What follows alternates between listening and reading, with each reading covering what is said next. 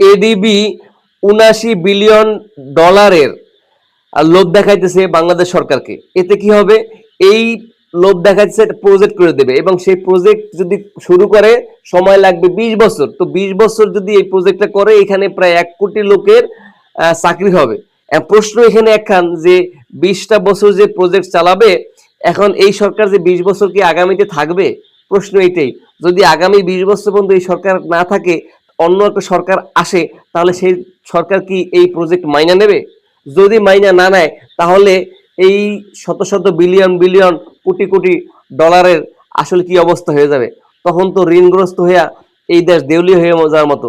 কারণ ২০টা বছর একটা প্রজেক্ট প্রজেক্ট নিবে, ভাবতে পারতেছেন?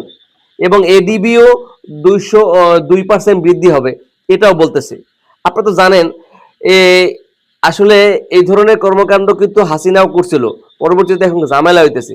কিন্তু ২০টা বছর, এটা কি চারটিখানি কথা? এখানে দেখেন প্রজেক্টে কি কি থাকবে জানেন?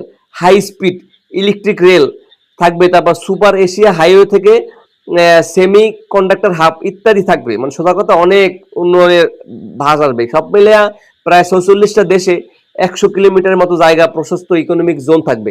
তো প্রশ্ন এখানেই যে এই ২০ বছর আসলে যদি অন্য সরকার আসে, তখন সেই সরকার যদি মাইনা না নেয়, তখন বাংলাদেশের অবস্থা তো নিদারুণ অবস্থা হয়ে যাবে। তখন তো দেউলিয়া হয়ে যাওয়ার মতো অবস্থা হবে। এই যে কিসের মতো? শ্রীলঙ্কা, নেপালের মতো। তখন আমাদের বাংলাদেশের অস্তিত্ব নিয়ে তো টানাটানি। হাসিনা তো এরকম করছে। হাসিনা পালাইছে না? হাসিনা এই ৩০ সাল, এই ৩৫ সাল, ৪০ সাল, ৪২ সাল, ৪৫ সাল মানে নিজে নিজে টার্গেট দেয়। শেষ পর্যন্ত আল্লাহ একেবারে ওটা খেদাই দিয়েছে।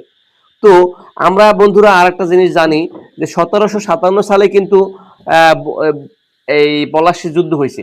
তো পলাশী যুদ্ধে ইংরেজরা কিন্তু এই আপনারা যে এটা কি সিরাজউদ্দৌলা ছিল, সিরাজউদ্দৌলাকে হটানোর আগে কিন্তু কলম বাণিজ্য হয়েছে।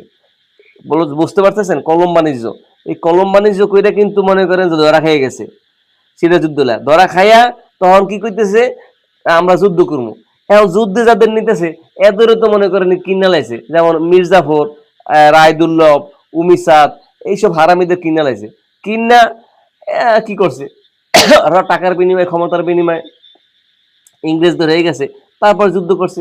ওমা, যুদ্ধের পরে তো মনে করেন নাটকীয় একটা যুদ্ধ হইলো, গোলা বারুদ দিয়া ইংরেজদের ধ্বংস করে দিল। এই যে কলম যুদ্ধ চলছে না, কলম বাণিজ্য চলছে না, এই বাংলাদেশটারে অনেক উন্নত করে ফেলাবে। হ্যাঁ, বাংলাদেশে একেবারে অনেক কিছু দিয়া লেবে। সিরাজউদ্দৌলারে বলছে, সিরাজউদ্দৌলা চুক্তিপত্র করছে। এই চুক্তিপত্র করেই মনে করেন যে বাসটা হান্দাই ছিল। তখন যদি চুক্তিপত্র না করতো, তাহলে কিন্তু মনে করেন বাংলাদেশের এই সিরাজউদ্দৌলায় তখন পতন হইতো না।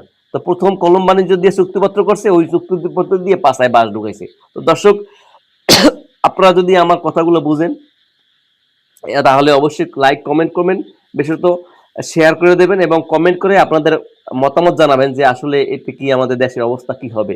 দর্শক, ধন্যবাদ। আমার চ্যানেলটি সাবস্ক্রাইব করবেন, পাশেই থাকবেন।